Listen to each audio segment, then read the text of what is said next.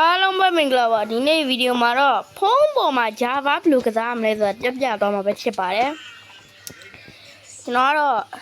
ခင်းနဲ့ဝင်ပြပါအောင်မယ်အဲ့တော့ဒီခန်းလေးကိုရေးလိုက်ပါမယ်အားလုံးပဲအခုဂိမ်းထဲကိုရောက်ပြီကျွန်တော်ကတော့ single player လေးပဲအရင်ဆော့လိုက်ပါမယ်ကျွန်တော်တို့ Zlin Launcher ဆိုတာလေးကိုပြုံးမှာပဲဖြစ်ပါတယ်ကျွန်တော်ကြိုက်တာလို့ပြရ hardcore ရှိရ creative ရှိရ survival hardcore creative ကျွန်တော် creative နဲ့ဆန်းပြcreative နဲ့ဆန်းပြတော့မှာပဲဖြစ်ပါတယ်အဲ့တော့ wall more option မှာကျွန်တော်ကတော့ဟိုပါပဲ flat မှာပဲ super flat နဲ့ပဲကစားပြတော့မှာမယ်ဒါ Java အစစ်နဲ့တူတူပါပဲဒါလေးကျွန်တော်ဒီခန်းလေးကိုရေးဖို့မေးပါပါတယ်ဒီခန်းလေးကိုရေးလိုက်ပါမယ်အားလုံးပဲအခုဂိမ်းကတော့100 ရာခိုင်နှုန်းဖြစ်ဖို့နီးနေပါပြီဒါကတော့ mouse လေးဖွင့်လို့ရတယ်ဒီမှာကိုကြိုက်တယ်လို့လုပ်လို့ရတယ်ကျွန်တော်ကတော့ဒါလေးရထားတယ်ကျွန်တော်စတင်နေပါဒါကတော့ကျွန်တော်ပြီးရင်ဘယ်လိုလုပ်ရမလဲဆိုတာကျွန်တော်ပြမှာပဲဖြစ်ပါတယ်ကျွန်တော် comment မှာပဲ link ချပေးပါမယ် comment မှာ link လေးဒီခန်းကနည်းနည်းကြာပါတယ်အဲ့တော့ရေးလိုက်ပါမယ်ခု join word ဖြစ်သွားပါပြီဒီမှာဆိုရင်ချက်ကြည့်လိုက်ပါဒီလိုမျိုးဆော့ရမှာပဲဖြစ်ပါတယ်ကိုယ့်ဘာလို့လုပ်လို့ရတယ်ထွက်မဲ့ဆို ESC နဲ့ထွက်ပြီးရင်ဒီထဲကိုသွားပြီးရင် shader တွေပါထည့်ရင်လည်းမလား shader တွေထည့်ရင်လို့ရှိရင် resource pack တွေကိုသွားကိုကြိုက်တာကိုထည့်ကျွန်တော်ကတော့ဒါကိုမထည့်တော့ဘူး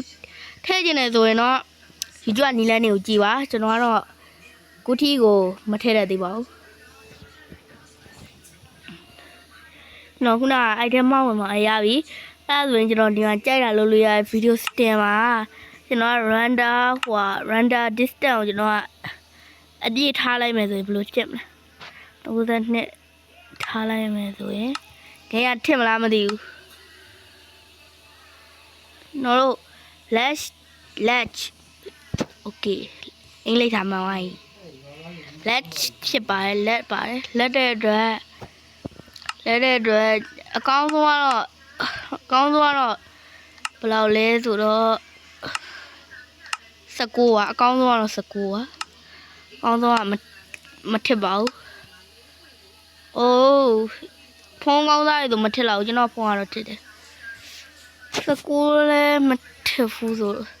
19လည်းထစ်တယ်ဆိုကျွန်တော်အဲ့လို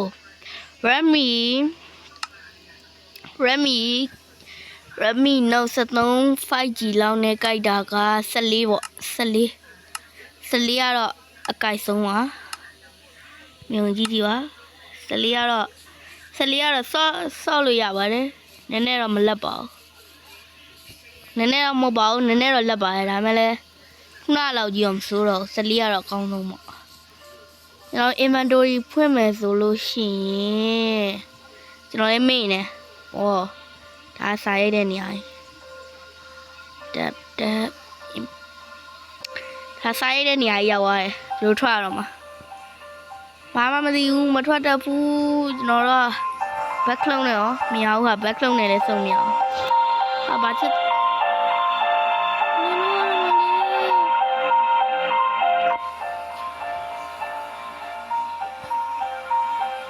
ရောကွာ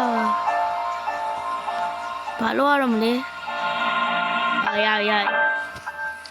တော့ကျွန်တော် inventory ကဘယ်လိုဖွင့်ရမလဲ inventory ကျွန်တော်မဖွင့်တတ်သေးဘူး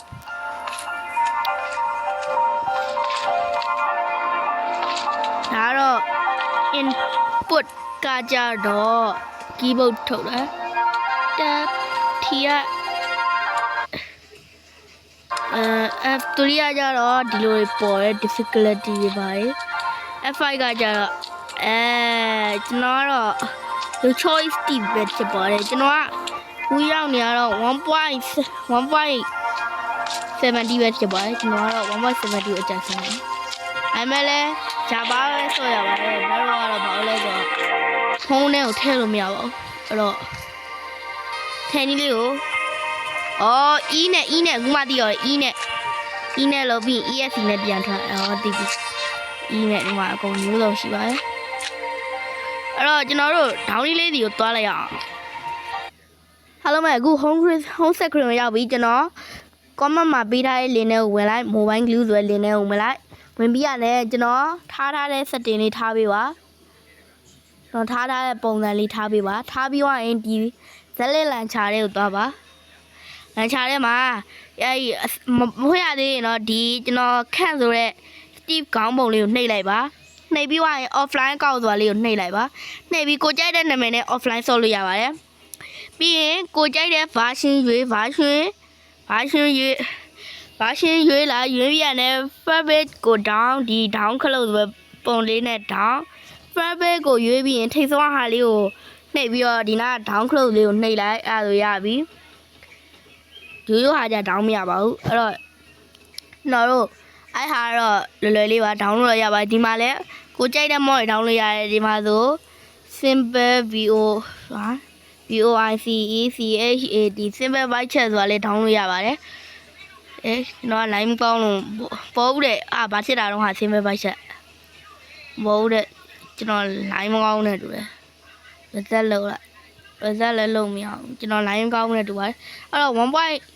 1.7D မှာဒေါင်းမီ launch game လေးကိုလုပ်လိုက်လို့ရှိရင်သူက auto ဝင်သွားပါလိမ့်မယ် auto မဝင်ခင်မှာကျွန်တော်ပါလဲ console ဆိုလားမသိဘူးအဲ့ဒါလေးပေါ်လာပါလိမ့်မယ်အဲ့ဒါလေးပေါ်ရင်ဘာမှမလုပ်ပါနဲ့နည်းနည်းစောင့်လိုက်ပါစောင့်ပြီးရနဲ့game တွေကို auto ပို့ပြပါလိမ့်မယ် game တွေကထွက်ချင်တော့ဟောဒါလေးကို name force close ဟာလေးကိုနှိပ်လိုက်ရင်ကိုရပါပြီ